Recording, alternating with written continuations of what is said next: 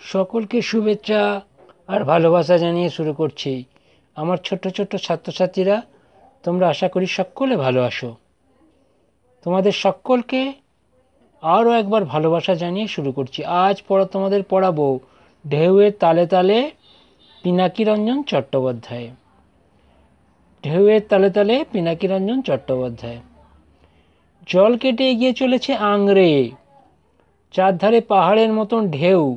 Duke বলল, আমরা আস্তে আস্তে ভারত মহাসাগরের দিকে এগিয়ে চলেছি। তাহলে জল কেটে এগিয়ে চলেছে আংড়ে। আংড়ে মানে জাহাজের নাম। আংড়ে মানে জাহাজ ঠিক নয়, নৌকা, ডিঙি নৌকা, ছোট নৌকা যাকে বলে, একবারে ছোট নৌকা নয়, বড় নৌকা, সেই তার নাম হচ্ছে আংড়ে। আংড়ে কোথায় যাচ্ছে না, জল কেটে এগিয়ে চলেছে ভারত মহাসাগরের দিকে। চারধারে কি পাহাড়ের মতো ঢেউ। হ্যাঁ, আজ সকাল থেকে একটা বিরাট কচ্ছপ চলেছে আমাদের পিছনে পিছনে। সমুদ্রের আর একজনের সঙ্গেও বেশ ভাব জমে উঠেছিল, কিন্তু ব্যস্ত থাকায় তাকে বিশেষ সময় দিতে পারিনি আমরা। আজ দুজনের মন খারাপ, কারণ সে আর আসছে না। সে হলো আমাদের ছোট্ট পাখিটা। তাহলে আজ সকাল থেকে একটা বিরাট কচ্ছপ বক্তাদের নৌকার সঙ্গে সঙ্গে পিছনে পিছনে চলেছে। হ্যাঁ, সমুদ্রে আরেকজনের সঙ্গে তাদের ভাব হয়ে উঠেছিল, কিন্তু ব্যস্ত থাকায় তাকে সময় দিতে পারিনি বলে সে আর আসছে না। সেই জন্য বক্তা এবং বক্তার বন্ধু দুজনেরই মন খারাপ। সে হলো আমাদের ছোট্ট পাখিটা। সে কে না, ছোট্ট পাখিটা। ছোট্ট পাখিটা আর আসছে না, আগে আসছিল, এখন আর আসছে না। আবার সেক্সট্যান্ড নিয়ে বসেছে ডিউক। সেক্সট্যান্ড কি না, দিক নির্ণয় যন্ত্র। আমি প্রায় নিঃশ্বাস বন্ধ করে আছি জানতে। না, কোনো ভয় নেই আর। আমরা পার হয়ে চলেছি পথ। তাহলে আমরা যাচ্ছি ঠিকঠাক। হ্যাঁ, সেক্সট্যান্ড নিয়ে বসেছে বলে ভয় হচ্ছিল, কিন্তু আমরা ঠিক পথেই যাচ্ছি। এদিকে পথ ঠিক করার আমাদের অবস্থা জানার উত্তেজনায় আমি সমুদ্রের জলে চা বানিয়েছি। তাহলে বক্তা পাছি পথ ভুল হয়ে যায় সেই ভয়ে, হ্যাঁ, সমুদ্রের জল দিয়ে চা বানিয়ে নিয়েছেন। বমি হয় আর কি, সমুদ্রের জলে কি হয়, সমুদ্রে তো খাওয়া যায় না নোনতা, তাই বমি হয়। খটকা লাগছে অকারণেই। ডিউক ঠিক তো? ওর সেক্সট্যান্ডে কোন ভুল নেই তো? না, ওর কোনো ভুল নেই। তাহলে বারবার খটকা লাগছে বক্তার যে ওর সেক্সট্যান্ড যন্ত্রে কোনো ভুল নেই তো। আবার নিজেই বলছে না, কোনো ভুল নেই। ভাবতে ভীষণ ভালো লাগছে, এতদিন ধরে বারবার বিপর্যস্ত হওয়ার পর আজ ঠিক পথ পেয়েছি। মনের আবেগ আর কাকে জানাবো, অকারণে গলা ছেড়ে গান গাইছি। জানি না আগে পালের শুশুকগুলো তাইতেই পালালো কিনা। তাহলে এই যে পথ ঠিক পথে তারা যাচ্ছেন, এতে বক্তাদের আনন্দ হচ্ছে। কাউকে বলার লোক নেই, তাই কি বলছেন যে কাকে বলবো, গান গাইছি গলা ছেড়ে। হ্যাঁ, তবু এই গলা গান শুনে কি হলো, শুশুকরা পালালো কিনা তাই ভাবছে। শুশুক হচ্ছে এক ধরনের জলজ প্রাণী, যারা মানুষকে খুব ভালোবাসে। ডিউক বলে উঠল, এসো আজকের দিনটা একটা কিছু করি। কি করা যায়? রসগোল্লা খাওয়া যাক। টিনে ভরা রসগোল্লা খেতে খেতে নৌকার দুপাশে দুজনেই হেলান দিয়ে বসে আছি। চারধারে শুধু জল আর জল। টিন শেষ হয়ে গেলে যখন ছুঁড়ে ফেলে দিলাম, তখন দু এক ফোঁটা রস গায়ে এসে পড়লো। তাড়াতাড়ি পিঁপড়ে উঠবে ভেবে সমুদ্রের জল দিয়ে ধুচ্ছি, দেখি ডিউক হাসতে হাসতে গড়িয়ে পড়ছে। সে মনে করিয়ে দিল পিঁপড়েকে এখানে আসতে হলে প্রায় 200 মাইল সাঁতরে আসতে হবে। তাহলে বক্তাকে তার বন্ধু ডিউক বলল, চলো কি আর করা যাবে, আজকের দিনটাকে একটু অন্যভাবে উপভোগ করি। তাই জন্য কী করলো, তারা টিনে থাকা রসগোল্লা বের করলো, আর রসগোল্লা বের করে তারা খেতে লাগলো। দুজনেই নৌকায় হেলান দিয়ে বসে বসে খেতে লাগলো। খেতে খেতে যখন রসগোল্লা শেষ হয়ে গেল, তখন তারা টিনটা ছুঁড়ে ফেলে দিল জলে। যখন ফেলে দিচ্ছিল তখন তা থেকে কিছু রস পড়ে গিয়েছিল। হ্যাঁ, বক্তা ভাবছে যে এই রে, যদি পিঁপড়ে এসে যায়। কিন্তু ডিউক হেসে হেসে বলল, এখান থেকে পিঁপড়েদের আসতে হলে 200 মাইল সাঁতরে আসতে হবে। ওরে বাবা, 200 মাইল, ভাবো একবার। দুপুরে পেট ভরে খেয়ে খুব দাঁত টানা হয়েছে। এখন আংড়ে হু হু করে অনুকূল স্রোতে এগিয়ে চলেছে আন্দামানের পথে। দাঁড় থামলেও স্রোতের টানে আমরা ভেসে চলেছি দক্ষিণ পূর্ব কোণে। তাহলে দুপুরে পেট ভরে খেয়ে কি করলো, প্রচুর দাঁত টাঙলো, ফলে আংড়ে হু হু করে অনুকূল স্রোতে এগিয়ে চললো। কোথায়? আন্দামানের পথে। তাদের গন্তব্যস্থল কোথায়? আন্দামান। হ্যাঁ, ঘুম ভেঙেই মনে পড়লো আজ আমি রান্না করব। কথাটা ভেবেই বেশ খারাপ লাগছে, এই একটা অসহ্য ব্যাপার। আমাদের অবস্থান বার করা হলো, বেশ ভালোভাবেই এগিয়ে চলেছি। এখন নৌকার যা অগোছালো অবস্থা, কোথায় যে কী আছে আর মনে নেই। একটা জমানো, লাইনগুলো আবার পড়ছি। ঘুম ভেঙেই মনে পড়লো আজ আমি রান্না করব। কথাটা ভেবেই বেশ খারাপ লাগছে, এই একটা অসহ্য ব্যাপার। আমাদের অবস্থান বার করা হলো, বেশ ভালোভাবে এগিয়ে চলেছি। এখন নৌকা যা অগোছালো অবস্থা, কোথায় কী যে আছে আর মনে নেই। একটা জমানো দুধের টিন খুঁজতেই আধ ঘন্টা লাগলো। তাহলে বক্তা বলছেন যে ঘুম ভেঙে মনে পড়লো যে আজকে রান্না করতে হবে, আর সেইটা ভেবেই বক্তার খারাপ লাগলো। কেন? এটা তার কাছে অসহ্য ব্যাপার। আর বক্তা বলছেন যে আমাদের অবস্থান বার করা হলো, আমরা ভালোভাবেই এগিয়ে চলেছি, কিন্তু নৌকার অবস্থা খুবই অগোছালো। এখন যে কোথায় কী আছে তার ঠিক নেই। একটা জমানো দুধের টিন খুঁজতেই আধ ঘন্টা লাগলো। তাহলে জমানো দুধের টিন খুঁজতে খুঁজতেই বক্তার আধ ঘন্টা লেগে গিয়েছিল, অর্থাৎ নৌকার জিনিসপত্রগুলো অগোছালো হয়ে গিয়েছিল। ঢেউয়ের তালে এগোনার পথে আর একটা কচ্ছপের সঙ্গে দেখা। ধীরে সুস্থে সাঁতরে চলেছে পিছনে পিছনে। ভয় শুধু আর একটু বন্ধুত্ব পাতাতে ও যদি জালটা মুখে করে কামড়ে ধরে, তাহলেই কেলেঙ্কারি। হাতের কাছে একটা টর্চের ব্যাটারি ছিল, তাক করে সজোরে ছুঁড়ে মারলাম। ডিউক হো হো করে হেসে উঠল, আর কচ্ছপটা আদর করলাম ভেবে এগিয়ে এলো, আঙড়েতে ওঠে আর কি। তাহলে বক্তা বলছেন যে ঢেউয়ের তালে তালে যখন এগোচ্ছিলাম, তখন একটা কচ্ছপের সঙ্গে দেখা হলো। সে ধীরে সুস্থে সাঁতরে চলেছে পিছনে পিছনে। বক্তার ভয় হতে লাগলো যে যদি একটু বন্ধুত্ব পাতাতে গেলে ও যদি জালটাকে কামড়ে ধরে, তাহলেই কেলেঙ্কারি। হ্যাঁ, তাহলে কি হবে? নৌকা আটকে যাবে। সেই জন্য কী করলেন বক্তা? হাতের কাছে একটা টর্চের ব্যাটারি ছিল, সেটাই তাক করে ছুঁড়ে দিলেন। এটা দেখে ডিউক হাসতে লাগলো, কেননা কচ্ছপটা আদর করছে ভেবে আরও সামনের দিকে এগিয়ে এলো, আংড়েতে উঠে আর কি, মানে আংড়ে নামক নৌকাতে উঠে যায় আর কি। সত্যি আংড়ের চারধারে যেন এখন চিড়িয়াখানা হয়ে উঠেছে। নানা রঙের মাছেরাই এখানকার সবচেয়ে বড় দর্শনীয় বস্তু। আজকে ঠিক করা হলো ধরা হবে। দুপুরের দিকে কিন্তু আমরা বুদ্ধু বনে গেছি। সত্যি আংড়ের চারধারে চিড়িয়াখানা হয়ে উঠেছে। কেন? খুব সুন্দর সুন্দর মাছ আংড়েকে ঘিরে চলেছে। হ্যাঁ, তাই বক্তা এবং তার বন্ধু ঠিক করলেন যে দুপুরের দিকে বক্তা ও তার বন্ধু ঠিক করলেন যে মাছ ধরা হবে। তাই দুপুরের দিকে কিন্তু তারা বুদ্ধ বনে গেল। কী হলো?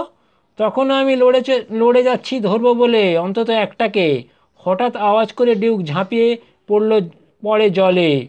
আমার মাছ ধরা বন্ধ হলো। চারিদিকে লক্ষ্য রাখতে বসলাম। তারপরে আমিও স্নান করেছি, শরীরটা যেন জুড়িয়ে গেল। তাহলে যখন তারা মাছ ধরতে ব্যস্ত হয়েছিল, তখন অন্তত একটাকে ধরবে বলে একদম লড়াই করে যাচ্ছিলেন বক্তা। ঠিক সেই সময় একটা হঠাৎ আওয়াজ হলো, কি না, ডিউক ঝাঁপিয়ে পড়েছে জলে। হ্যাঁ, বক্তাও মাছ ধরা বন্ধ করলেন এবং লক্ষ্য করলেন যে কোন দিকে তাকে দেখতে পাওয়া যায়। এরপরে কি করলেন? বক্তা নিজেও স্নান করলেন, বলছেন শরীর জুড়িয়ে গেল। আমরা আস্তে আস্তে অসাবধানী হয়ে উঠছি। ঠিক হলো, হাঙর তাড়াবার কালি জলের চারধারে ছড়ানো হবে। ছড়ানো হলো, তাহলে হাঙর যাতে না আক্রমণ করে, তাই জন্য কি করবে তারা? বক্তারা কি করবেন না, কালি জলের চারদিকে ছড়িয়ে দেবেন, যাতে করে হাঙর না আক্রমণ করতে পারে। ছড়ানো হলো। দুপুরের দিকে একটু ঢুলুনি এসেছে সবে। ডিউকের ধাক্কায় ঘুম ভেঙে উঠে দেখি এক সাংঘাতিক কাণ্ড। বিরাট বড় একটা মাছ আর কচ্ছপের লড়াই চলেছে তখন। তাড়াতাড়ি আংড়েকে দূরে সরিয়ে নিয়ে যাওয়া হলো। তাহলে যখন বক্তার ঘুম ভাঙলো দুপুরের পরে ডিউকের ডাকে, তখন দেখলেন যে একটা সাংঘাতিক কাণ্ড ঘটেছে। কি না, বিরাট একটা মাছ আর কচ্ছপের লড়াই চলছে। হ্যাঁ, ভয়েতে আংড়েকে তারা কি করলেন, দূরে সরিয়ে নিয়ে গেলেন, যাতে আক্রমণ করতে না পারে। এটা হলো ঢেউয়ের তালে তালে, পিনাকিরঞ্জন চট্টোপাধ্যায়ের লেখা। আমি তোমাদেরকে বুঝিয়ে দিলাম। হ্যাঁ, এরপরে আমি প্রশ্ন ও উত্তর নিয়ে আলোচনা করব। তৃতীয় শ্রেণীর বাংলা, ঢেউয়ের তালে তালে, পিনাকিরঞ্জন চট্টোপাধ্যায়। অনুশীলনী প্রশ্ন উত্তর। 1. অভিযানের লেখকের সঙ্গীর নাম কি? উত্তর, অভিযানের লেখকের সঙ্গীর নাম অ্যালবার্ট জর্জ ডিউক।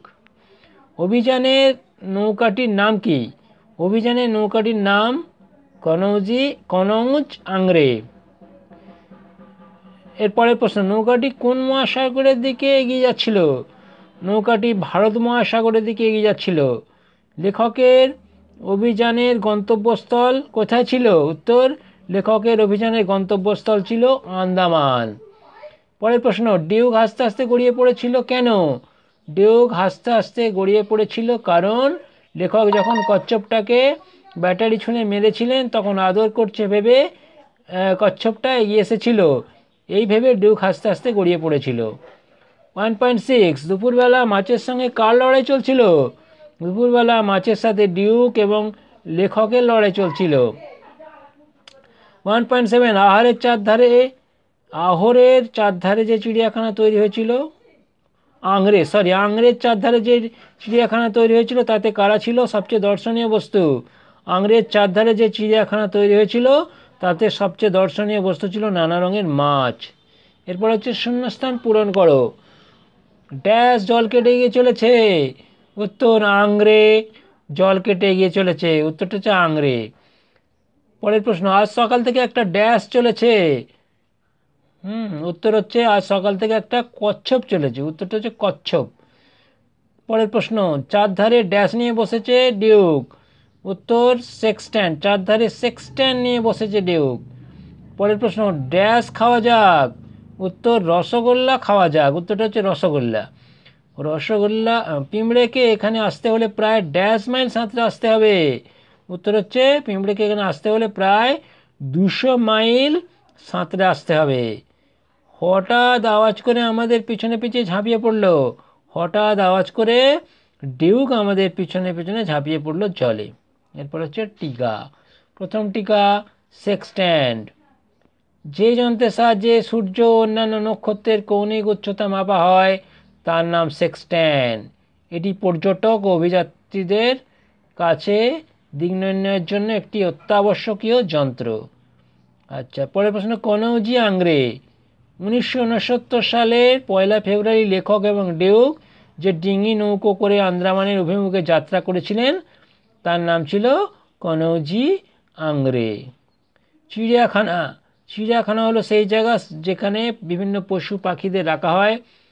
সেখানে বাঘ, সিংহের মতো হিংস্র পশু, আবার কুমিরের মতো জলজ প্রাণী, সাপ পাখিদের বিশেষভাবে রাখা হয়।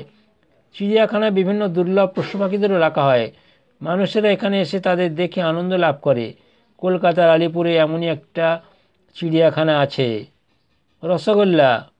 রসগোল্লা এক ধরনের রসালো মিষ্টি। এটি ছানা দিয়ে তৈরি হয়। এটি আকৃতিতে গোলাকার। এটির স্বাদের তুলনা হয় না। বাঙালিদের মধ্যে রসগোল্লা খুবই বিখ্যাত এবং প্রিয় মিষ্টি। অভিযান। অভিযান বলতে বোঝায় কোনো গন্তব্যের উদ্দেশ্যে যাত্রা করা, যেমন দেশ জয়, আবিষ্কার করা ইত্যাদি। তবে অবশ্যই এই গন্তব্যকে একটু অসাধারণ বা অজানা হতে হবে। অভিযানে সর্বদা রোমাঞ্চ থাকে। এবার যে বাক্য তৈরি করো। প্রথম হচ্ছে সমুদ্র। সমুদ্রে অনেক জল থাকে। দ্বিতীয়, কচ্ছপ। নদীতে কচ্ছপ দেখা যায়।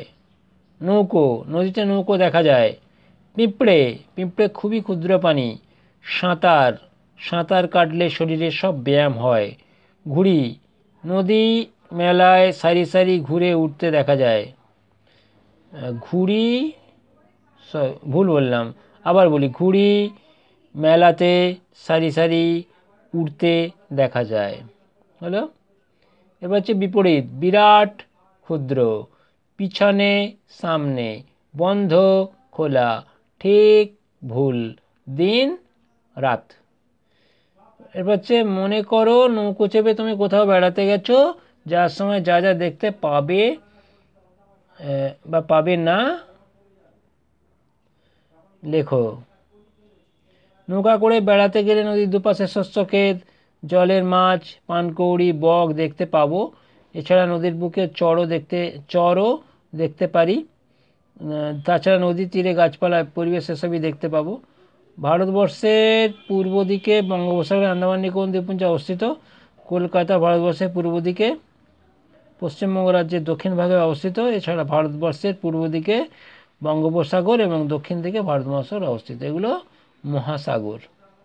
ওকে, কিছু প্রশ্নপত্র ও উত্তর নিয়ে আলোচনা করলাম, যেগুলো পারলাম না সেগুলো রয়েই গেল, এজন্য আমি দুঃখিত।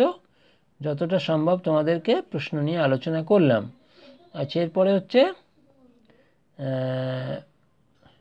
কিছু কথা আছে বলে দিই। যেমন হচ্ছে এখানে শব্দার্থ কিছু আছে, সেগুলো হচ্ছে ভাব মানে সখ্য, উত্তেজনা মানে অস্থিরতা, খটকা মানে খুঁতখুঁতে ভাব, অকারণে মানে কোনো কারণ ছাড়াই, হেলান মানে ঠেস, দর্শনীয় মানে দেখার মতো জিনিস।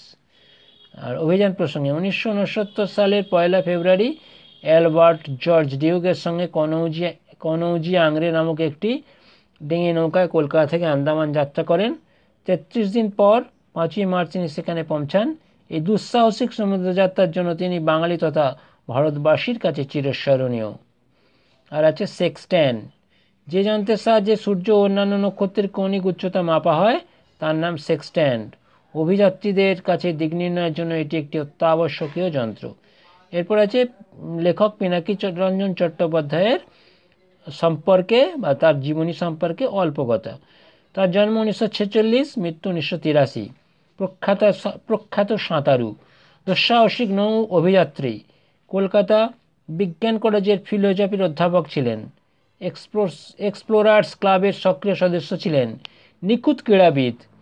পরপর 2 বছর কলকাতা বিশ্ববিদ্যালয়ের ব্লু ঢেউয়ের তালে তালে পাঠ্যাংশটি তাঁর আন্দামান অভিযান বই থেকে নেওয়া হয়েছে। তাহলে আজ তোমাদেরকে টাটা জানাচ্ছি, তোমাদেরকে সবাইকে শুভেচ্ছা জানাচ্ছি আর ভালোবাসা জানিয়ে শেষ করছি।